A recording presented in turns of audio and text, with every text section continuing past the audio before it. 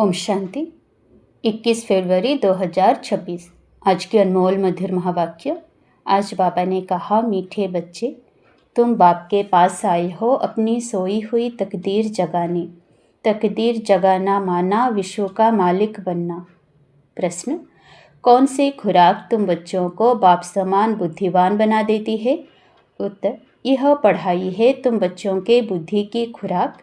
जो रोज़ पढ़ाई पढ़ते हैं अर्थात इस खुराक को लेते हैं, उनकी बुद्धि पारस बन जाती है।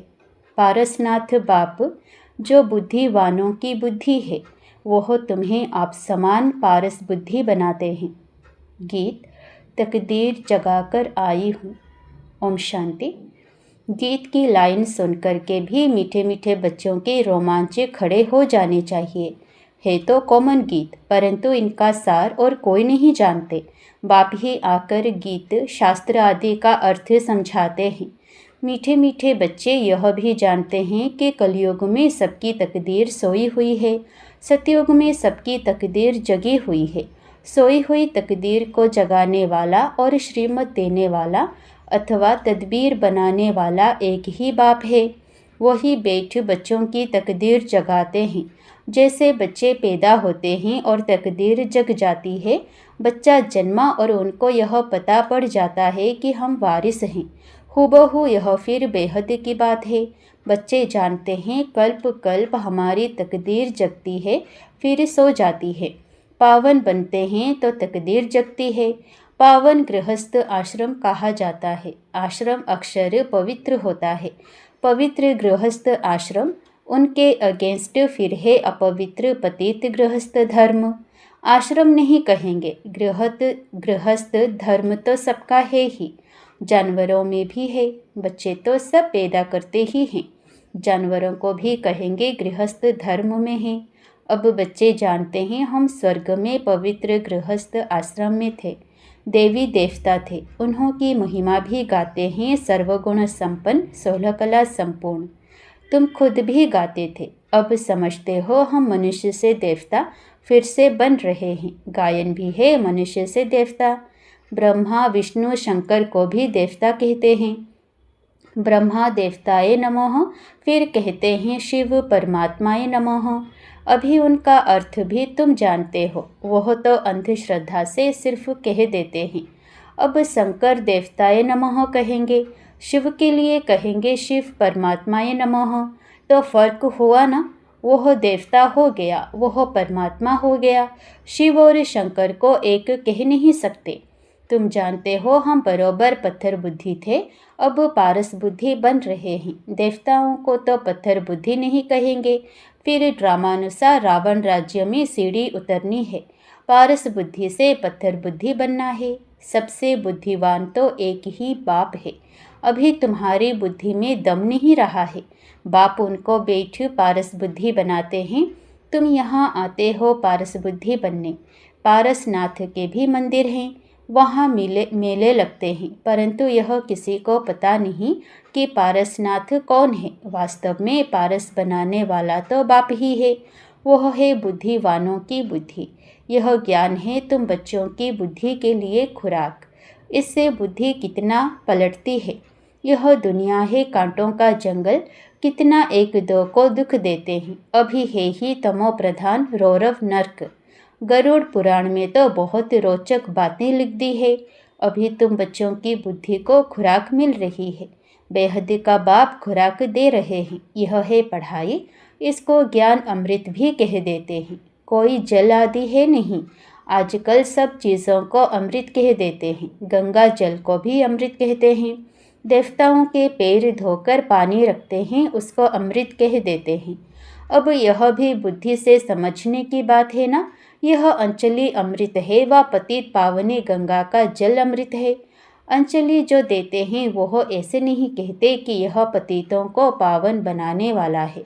गंगा जल के लिए कहते हैं पतित पावनी है। कहते भी हैं मनुष्य मरे तो गंगा जल मुख में हो। दिखाते हैं अर्जुन ने बाण मारा, फिर अमृत जल पिलाया। तुम बच्चों ने कोई बाण आदि नहीं चलाए हैं। एक गांव है जहाँ बाणों से लड़ते हैं, वहाँ के राजा को ईश्वर का अवतार कहते हैं। अब ईश्वर का अवतार तो कोई हो नहीं सकता। वास्तव में सच्चा सच्चा सतगुरु तो एक ही है, जो सर्व का सद्गति दाता है, जो सभी आत्माओं को साथ ले जाते हैं। बाप के सिवाय वापस कोई भी ले जा नहीं सकता। ब्रह्म में लीन हो जाने की भी बात नहीं है। यह नाटक बना हुआ है। सृष्टि का चक्र अनादि फिरता ही रहता है। वर्ल्ड की हिस्ट्री ज्योग्राफी कैसे रिपीट होती है, यह अभी तुम जानते हो और कोई नहीं जानता। मनुष्य अर्थात आत्माएं अपने बाप रचयिता को भी नहीं जानती है। जिसको याद भी करते हैं ओ गॉड फादर। हद के बाप को कभी गॉड फादर नहीं कहेंगे। गॉड फादर अक्षर तुम रिस्पेक्ट से कहते हैं। उनके लिए ही गाते हैं पतित पावन दुख हरता सुख करता है। एक तरफ कहते हैं वह दुख हरता सुख करता है, और जब कोई दुख होता है व बच्चा आदि मर जाता है तो कह देते ईश्वर ही दुख सुख देता है। ईश्वर ने हमारा बच्चा ले लिया, यह क्या किया।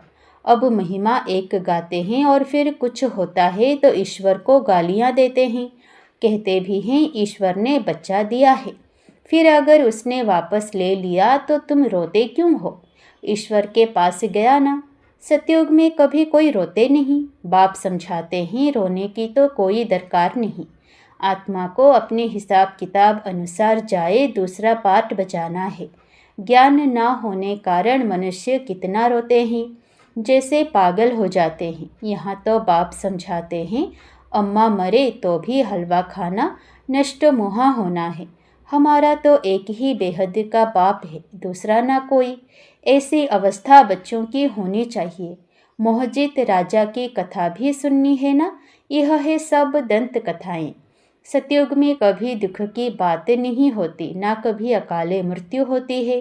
तुम बच्चे जानते हैं हम अभी काल पर जीत पाते हैं। बाप को महाकाल भी कहते हैं।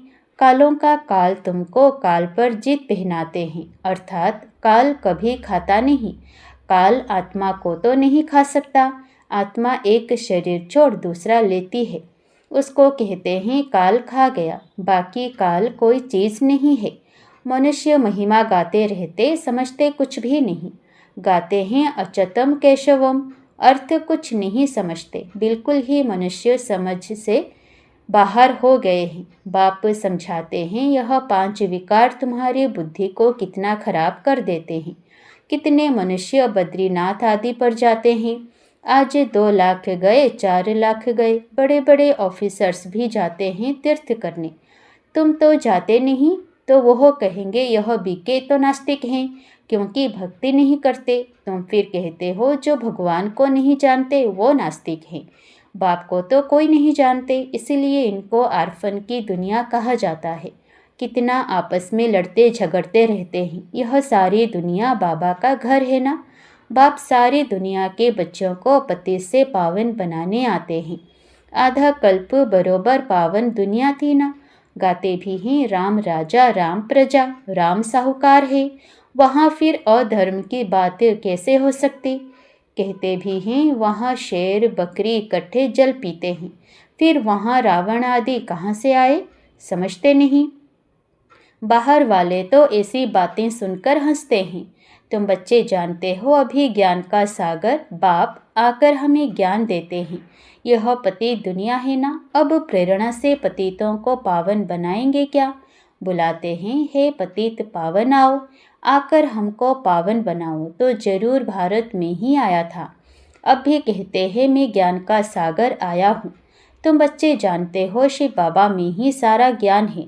वही बाप बेट बच्चों को यह सब बातें समझाते हैं। शास्त्रों में सब है दंत कथाएं, नाम रख दिया है। व्यास भगवान ने शास्त्र बनाए। अब वह व्यास था भक्ति मार्ग का, यह है व्यास देव। उनके बच्चे तुम सुखदेव हो।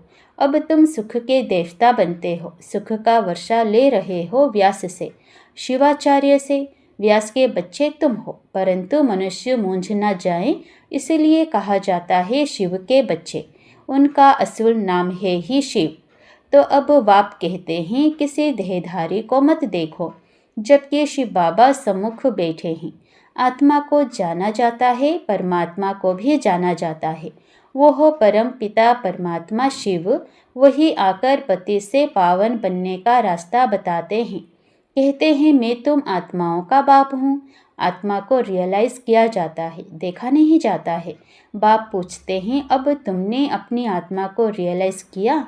इतनी छोटी सी आत्मा में अविनाशी पार्ट नूंधा हुआ है, जैसे एक रिकॉर्ड है। तुम जानते हो हम आत्मा ही शरीर धारण करती हैं।